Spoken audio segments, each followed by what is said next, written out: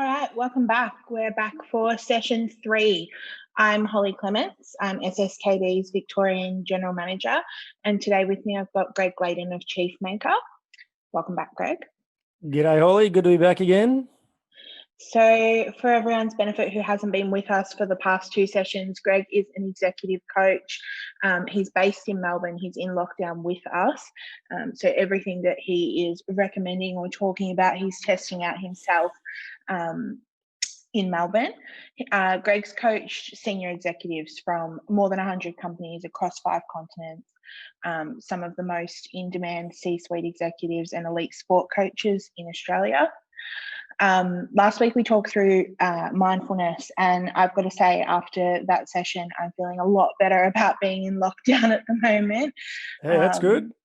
So I found it really useful. Hopefully everyone else did as well. Today we're going to talk about routines. So yeah, I guess, Greg, what exactly are routines and rituals? Yeah, sure. Before we dive in, I might just recap a little bit about how we've got to routines, because the order of these particular sessions has actually been put together quite purposefully. We started off about building a high performance playbook or a resilience playbook in ISO. So you've got this an understanding, a deeper understanding of what are your stresses, what are the things that are sort of flipping you out, so to speak. And we gave some mantras and some actions to take in order to not only prevent but also get yourself out of a hole if you get into a bit of an emotional hole. Then last week we spoke more about mindfulness, and we spoke about how to use things like meditation and even flow to get yourself in a better state or in a more regular basis. And a lot of that is very preventative, being on the front foot and doing things to help you stay in a good headspace. And great to hear you've had a better week with it, Holly. And it is an up and down game, right? And I just want to reiterate, we're not finding this in our household. This is a perfect game. We still have the odd up and down. It is hard. What are we? I think I counted before. Since level 3 went in, I think we're on our 45th or 6th day of lockdown. So the monotony is there as well. And as we talk through routines and rituals today, I want to keep building on this concept of a utility belt. If you get into a hole and there's no way, or you've only got one way of getting out, that's a real problem. You want to have choice when there's trouble or when there's stress in your life. And so once again, what we're going to talk today about using routines and rituals, it is a way of not just, I suppose, creating some discipline. That's actually creating choice. It's creating opportunity. And it might be something you go back to try and get better, or you might go back to mindfulness, or you might go back to your playbook and look at some other actions. So as we go through, we're just going to keep building that. So you've got this whole array of tools and frameworks to help you really get to a point where you're playing the best possible game you can in a difficult situation. So that sort of brings it all together. And I want to thank SSKB again for making this happen, because without you guys, this wouldn't be happening. And I know there's hundreds and probably even thousands of people out there now that are starting to dial in on some of this. So well done to SSKB. It's just magnificent. So let's talk about routines and rituals, and are they really what they banged up to be? Do you want too much discipline? Do you want too much routine in your life? You do or you don't. Let's talk about what they really mean, why they're important. Let me tell a story. So I've spent a lot of my life working in elite sport and in big business. And what I've discovered is that in all of the best teams that I've worked with, compared to the ones that are not operating so well, is a real clear understanding of their what we call operating rhythm, or their weekly, daily routine, and how that rolls out over a year. Interestingly, it applies to individuals as well. Now, that doesn't mean they necessarily have exactly the same daily schedule. I'm not talking about that. Routines have a set of principles to them, right? And certain actions, they don't have to happen at the same time every day. That means lack of flexibility. So let me give you it as a bit of an example of what it's like being inside an elite sporting environment. So I spent a lot of time inside the Queensland Red Super Rugby, and I've spent a bit of time inside AFL clubs. I spent a couple of days over at the Fremantle Dockers a few years ago. The way that it plays out in a weekly schedule for them is almost exactly the same regardless of team you go to. It's the application of it that makes an enormous difference. But let me tell you how it sort of rolls out. So most teams, let's just say they play on a Saturday. They come together on a Saturday morning, they get together as a team, they go to the ground, they play the game. If that's on a Saturday, that's the big performance of the week done. Sunday is recovery day. They'll do a combination of physical and mental recovery away from the game, creating distance and perspective. They come together on Monday morning, and if you were to walk inside the Queensland Reds into their high performance unit, or the same over in the Dockers, you walk into essentially what would be their high performance unit, and you come in on the day as an athlete. And as you walk in, you would note that you've either been given electronically on an iPad these days, but even when I was there, a lot of data on the wall, like an individual profile of an athlete that says, this is how you played the game on the weekend just gone. Here's some statistics. Here's some data. Here's the upcoming opposition. Here is who you're going to be playing against this coming weekend. So you've got all this data to conduct a review. The individual gets data. Then they go into a team meeting, which is the weekly review, right? They look at the game just gone. They play some video. They have a bit of fun. Maybe they take the mickey out of someone who's made a bit stuffed up or something. They join as a team. They bond. Then they look at the team that's coming, the game that's coming up in front of them in the week ahead, and they shift from review mode to prepare mode. The rest of the week then is all about prepare, and even reviewing their preparation, getting tighter and tighter around game plan, around roles, around specific skills that will help them execute the game plan. Goes all week through preparation. They play on the Saturday. There's their performance. So this is the way that it exists inside an elite sporting team. But I've worked with all sorts of different groups, and it's the application, as I said, of that makes a big difference.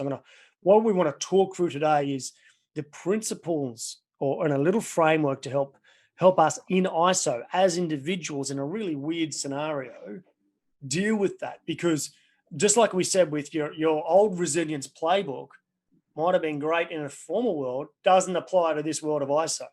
Your routines that you used to apply might have been good, maybe not applying so well now. So let's think about that and how we might be able to improve our routines in one way or another. Okay, so elite sporting teams have a process they follow. So do the best executives. Every person I've met who's been successful, when I start asking them about rhythm and routine, they all have something up their sleeve that is a little bit special. What they do, why are they so important? They create clarity and focus to help you get back in the game on what's most important for you and your role right now. They help you understand all the things that are most important to you. So right now, as an individual level, what are the things that you're trying to achieve in a given week? Are they even possible? Right? The game plans, the game's changed a bit. You might have this old set of expectations about what you can achieve in a week, and you're still applying that set of expectations to where you are now. You're not achieving it, and you just feel guilty.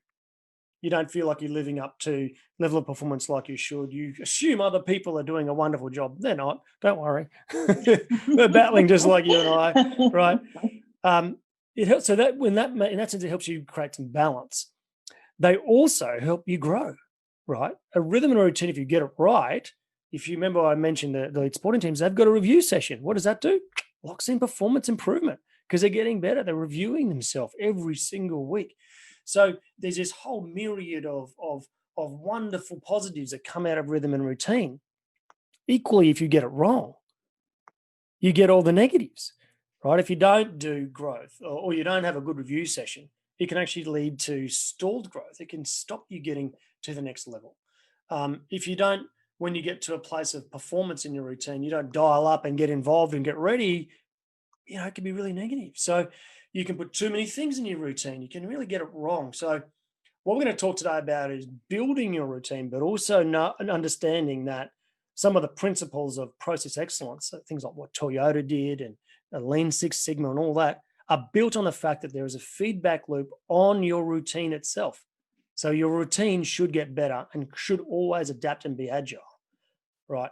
a routine that doesn't have any flexibility is trouble, right? So, and I'll talk a bit about how my wife and I sort of try and run our household with a few ideas and tips, because we've been applying this for years. And just before I jump into talking about the framework, like we found out about 5.5 years ago we were going to have twins. It was our first kids.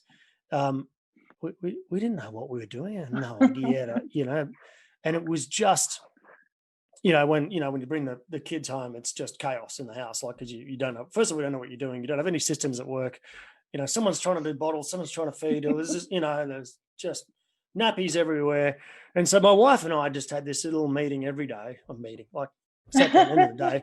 It was very relaxed. It's not like a business meeting with an agenda. But we just sort of sat down every day and said, right, is our system working? Are we any good at this? What was good? Oh, that was good. Oh, that was terrible. This stuffed up there. Or I got this wrong. Oh, my God. And it was our little review session about trying to just share the load, do our little bits a bit better to take the pressure off. Took 10 minutes. It was a natural part of the day. But what it actually resulted in was us being, I sort of feel like we won that battle against those two little buggers. Cute as they are, right? We sort of feel like we did that pretty well because we're on top of our game. Anyway, enough talking about stories, because that's just how it applies at home, right? So let's talk now about. Yeah, I think that's the good thing though, Greg, is it's so easily applied across like all facets of life. I know from the work that I did with you directly in routines, you can apply it to anything. So I apply it to things like strata meetings. So it doesn't necessarily have to be your whole life or your entire routine for how you plan out your day, but even just one aspect of your day, you can apply that same framework, I guess. Yeah, exactly, Holly. I mean, you just got to, and we'll talk through the principles right now, right? And this is something you and I have spoken a lot about over the last few years. So, I'll just share my screen so people can see, a bit about what we're talking about here. So this is the downloadable PDF. For anyone that wants to get it, just look at the link on the Facebook Live page. You can download this. And I'll make it available on the Chief Maker site if you're listening to the audio on the podcast, whatever. Just check this out. So this is a little the framework we want to talk about. And this is what Holly's saying that she's been able to apply into some of her meetings. There's a 4-step process, what we call a Chief Maker P2R2, or prepare, perform, recover, and review. This is what's behind what I was saying in elite sport, right? They perform on a Saturday, they recover on the Sunday, they do review on Monday, they prepare all week, perform, recover, review, prepare, perform, recover, review. It goes around and around and around. Now, what's really fascinating about this is what happens if in your life as an individual or a team or organization, you get a step wrong. So if you take out recovery, all that ends up is you get burnout. But number 2, it's this, we call like the time between perform and review is important, right? You need a fresh mind, but you need time to create some perspective on it from a distance as to how to make that better, right? Once you then get in, so recovery is not just about burnout, it's about quality review, because if you skip review or you get review wrong, your growth stalls. You don't get any better and you end up going down a vortex or a hole, or you get stuck in something, right? So quality review actually is vital. And if you skip that step as an individual or a team or organization, you're in trouble, right? If you skip preparation, what happens? Your performance starts to suffer. You don't do so well. Now, the big thing here is about performance. I'm not going to say skip performance. What I'm going to say is if you don't dial in, and when the right time to perform at work, if you don't take that seriously and put on your game face and have a real go, what that means is you actually don't perform and you look as though you've sort of gone as far as you can, or you feel like you've left something on the table. You're like, I want to reach my potential, but I'm just not doing it right. And I've spoken to a lot of chiefs who've sort of said to me, I wish that person would just really step up when it counts. They just don't seem to take it seriously. And as a result, it affects their reputation in the business. So it's this prepare, perform, recover, review process that is the principle behind all routines and rituals. And so what I'm saying is you can build a schedule on any given day and just make sure it's got these elements in it. Because if it's missing an element over a day or really over a week, you're going to end up having a bit of a problem. So how does that actually apply in lockdown to us as individuals trying to survive a whole range of different issues? What I want to go through today is one element of that. Now, this element fits really at this point where we do review and prepare. And this is what we call a daily focus session or a morning focus session.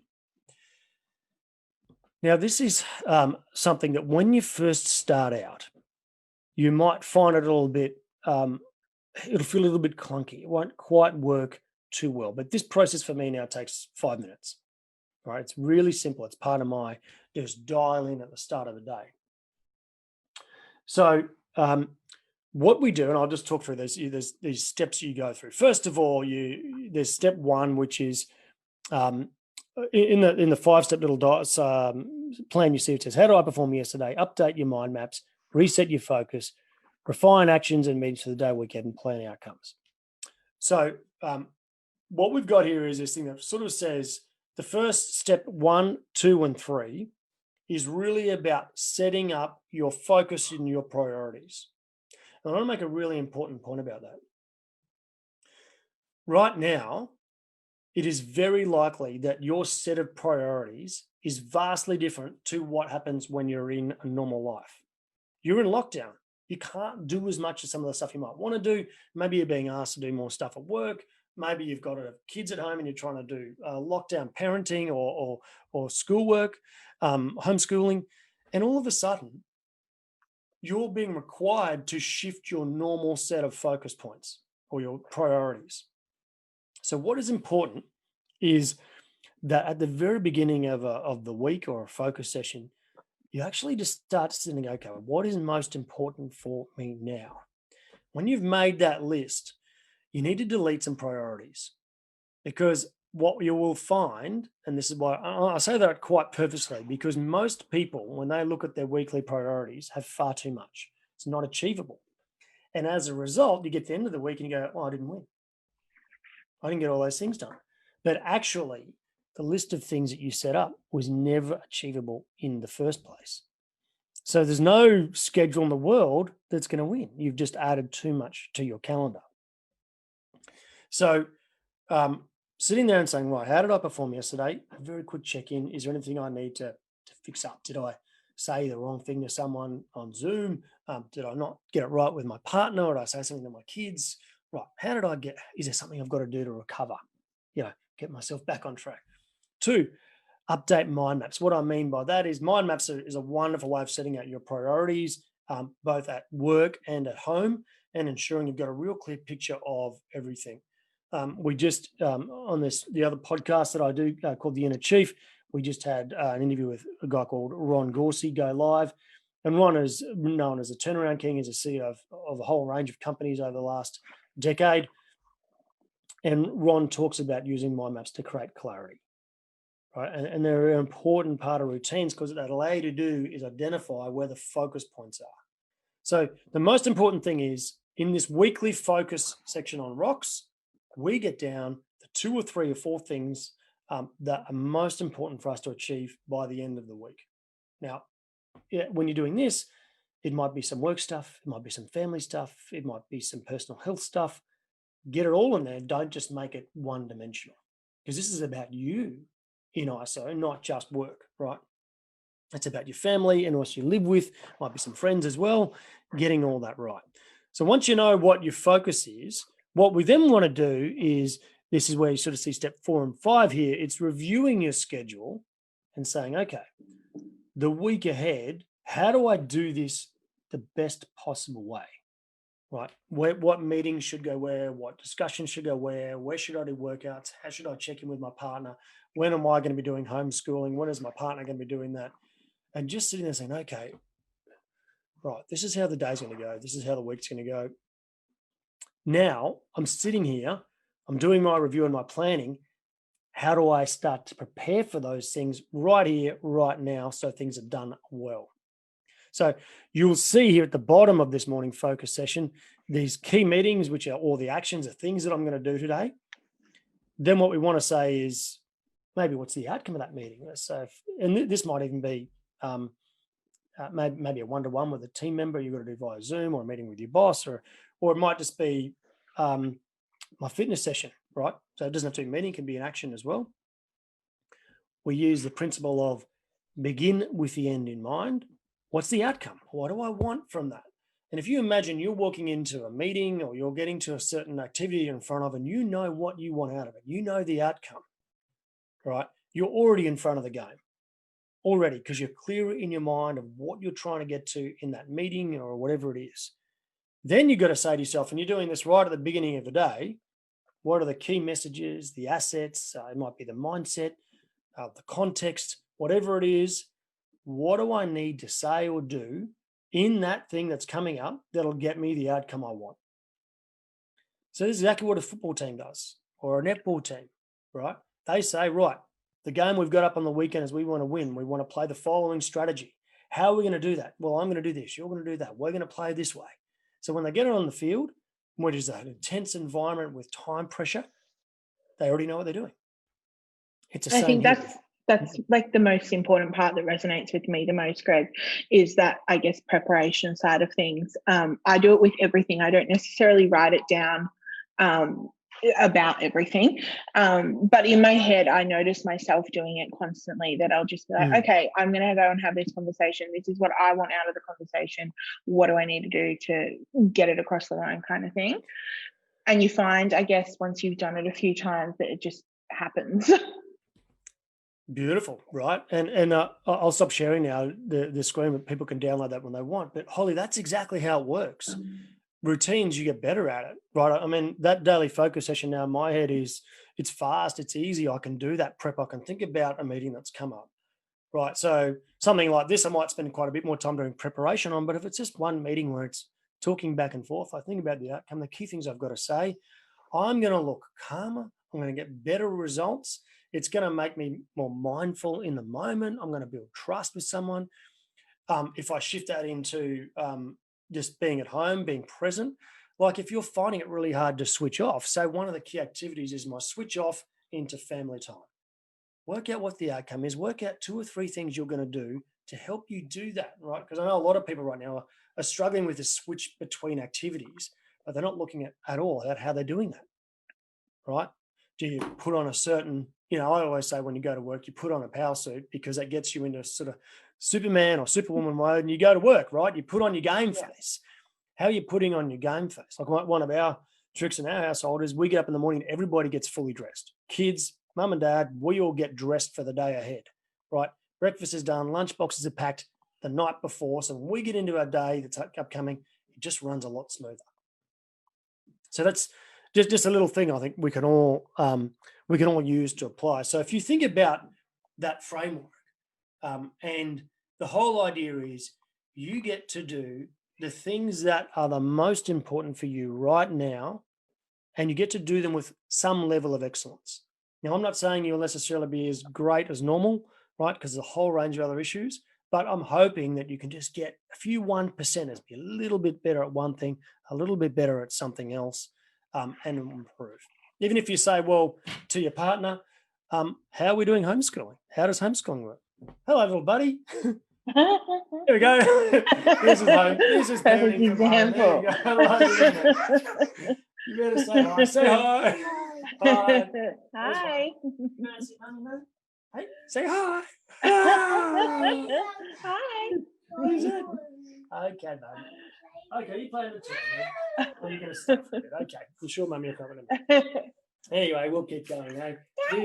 Yeah. There you go. Oh, there's Mummy.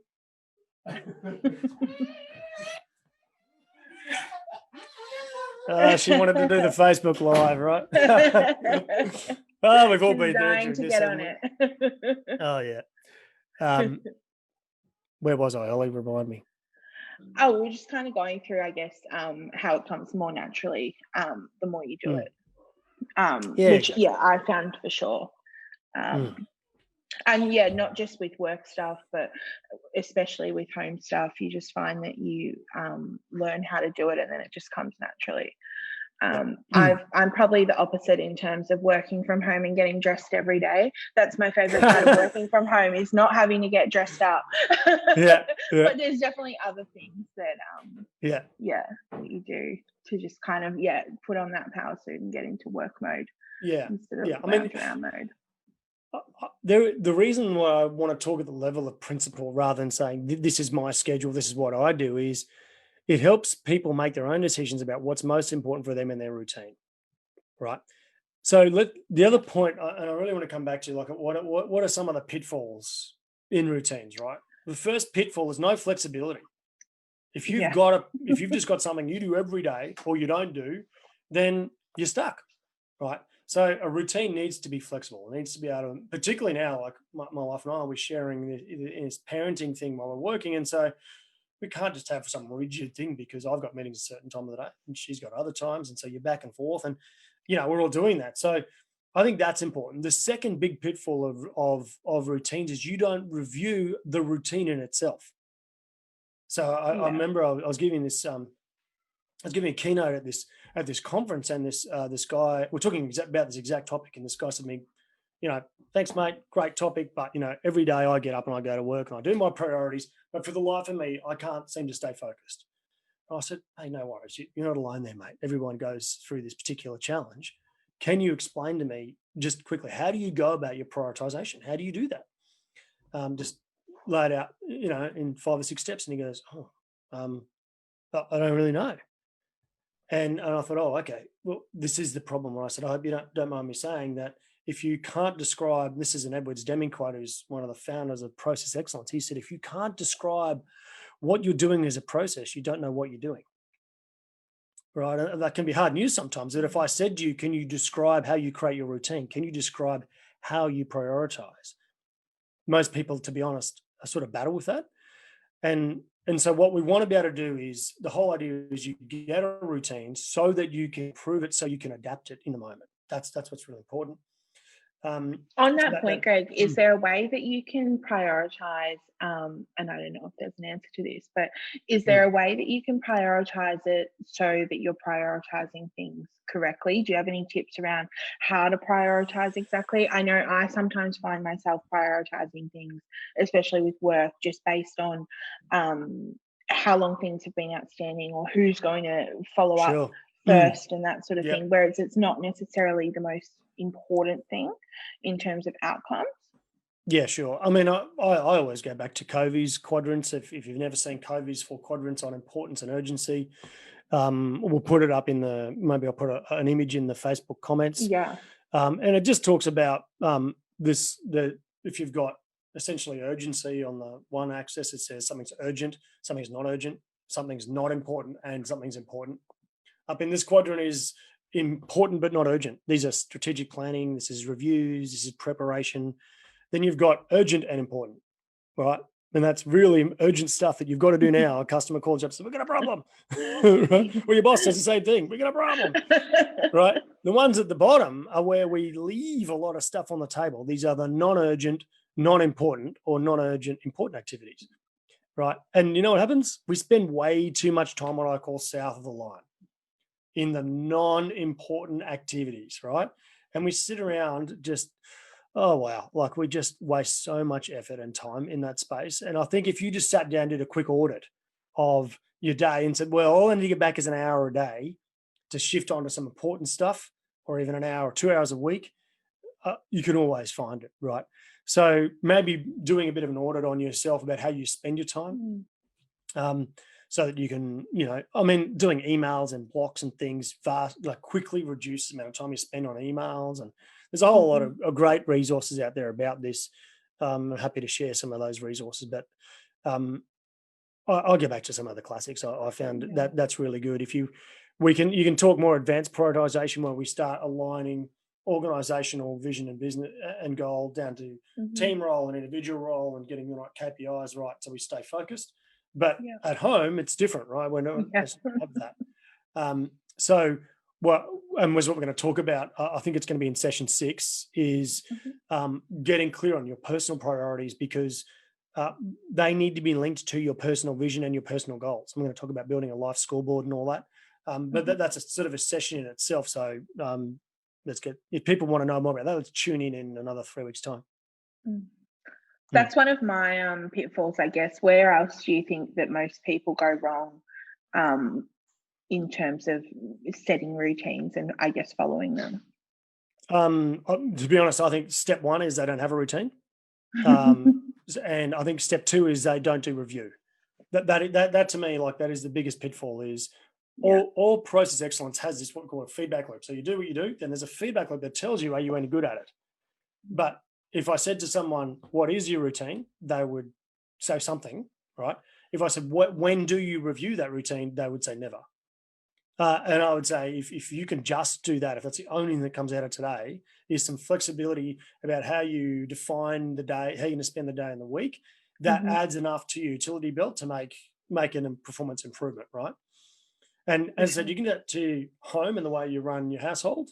You can do that for your team that you're a part of, the business you're a part of. If you're in a sporting team, it should be natural in that sort of environment. For sure. What if you just can't seem to follow a normal routine? I'm a prime example of that. I guess, what's your number one tip to help get into following a routine? Yeah. Well, my number one tip is get some public accountability. So join with someone. It might be your team or someone outside the business, and a couple of times a week, just sit down and go, okay, this is my little daily focus session. This is what I'm focusing on this week. And at the end of the week, you can sort of text each other and say, hey, how did you go with that? If you are someone that really wants that external public accountability, that will help enormously, right? So you can do that through, forming your own little mastermind group. You can do that by just catching up with a friend, even on WhatsApp, and saying, this is my win for the day. This is my priorities for the week on a Friday. Did you get it? Did you not? Right. That to me is, I think, the most powerful way of getting some alignment and buy into a consistent routine or a consistent little daily focus session. Awesome. We've got a few questions on the Facebook page. So Ashley's asked, do you have any other examples of things that you do to switch off when you're finished working and transitioning to home time? Something that she really struggles with. Yeah. Excuse me. Yeah. So number one for me is I try and get changed. Right. Yeah. So the process of getting out of one set of work clothes into a different sort of kind of clothes, and in the old days it was easy. You could, your commute was this, put on a radio or some music or something to shift. And I don't really see why we shouldn't be doing that. Something like that even right now. Just do it before you leave your desk. Put on some music, take some breaths. Those little things of changing clothes and doing a little sign off, because what I will, so if I have a daily focus session, what I normally do definitely at the end of a week and most days is I will sign off on the week and my priorities. So as an example, like I'll just quickly show you what this is sort of a little structured sort of week, right? The key things we've got to go this week under 3 major headings. At the end of a week, I will sign off on those and make sure they're all in good position. So I've got that on a mind map that tells me my priorities. What goes on is if I don't sign off on those and say, well, where are they up to? Make a note, sort of give them in my head a bit of a red, amber, green rating. They'll start to eat away at me and, oh, don't forget this, don't forget that. Now, what that means is if I do that, I've got it locked down. I come back to my daily focus session the next day. I've closed that sort of thought loop. And as a result, it means I'm staying focused on the right, most important things and switching off. So I think that, and then just putting your phone somewhere that, just away for a while. I mean, when I live here, you've just seen what I walk into. So, mayhem. So I get dragged into that pretty quickly. But I hope that helps, Ashley.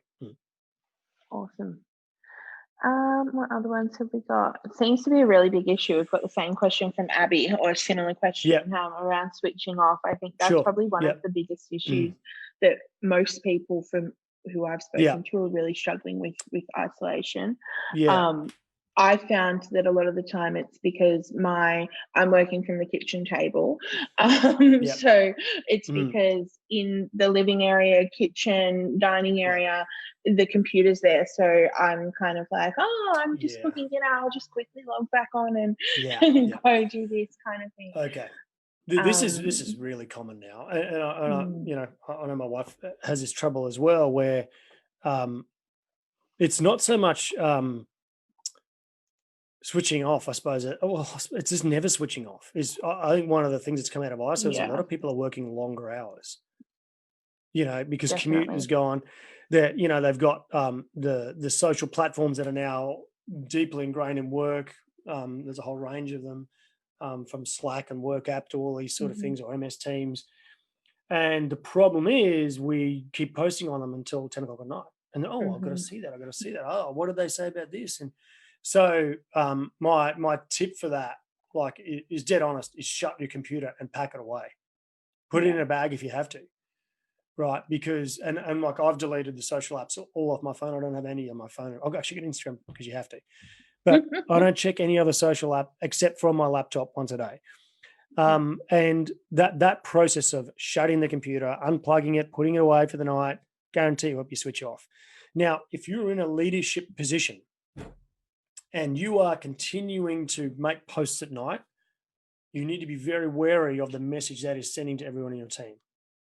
It is saying, I'm Mm. online, you need to be online too.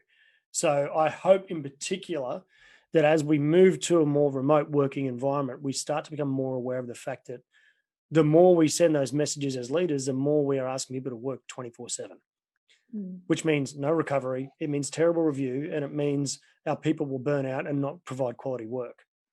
Okay, we need to get better at working office hours or whatever we can, given this weird lockdown.